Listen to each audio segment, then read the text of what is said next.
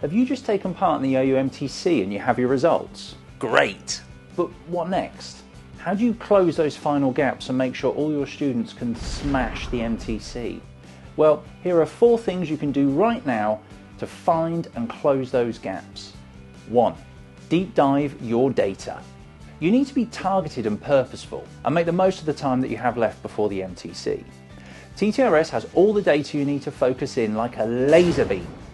First, take a look at your OUMTC results. Head to the MTC hub, pupil results. If you've taken part in multiple OUMTCs, you can see all the results here, along with any change in score. You can use these scores to get a good idea of how your students will perform in the real thing and decide which students to focus on. Next, you'll want to find exactly which facts your students need to practice. Of course, the OUMTC only covers 25 facts, so that's not going to give you this data. Instead, let's head to Fluency, which collects data from all their games played, not just the OUMTC. Scroll down to the student average per table, where you can use this slider to set the speed to 5 seconds and see who can recall which table in under 5 seconds. Hover over a square to see a detailed breakdown of response times. With this information, you can target your support where it is needed most. 2. Play, play, play. Alongside any taught sessions you might do, your students will really benefit from playing lots of TTRS in the run-up to the MTC. So have a think about where you can find that time for them to play in school. Maybe assembly time or lesson starters. What about lunchtime clubs? That one isn't as bad as it sounds if you crank up the music and make it fun. Also, think carefully about who you invite along. Make sure the students you want to target have some friends they can sit next to.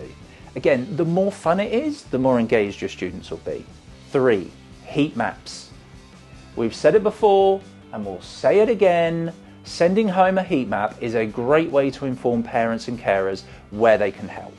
Heat maps can show exactly where a student's recall is fast and where it could improve. To print an individual heat map for your student, click their name on the student average per table list. Then the download button. If you want to print a heat map for all your students, you can click this button at the top of the Fluency page. 4. Raise the profile.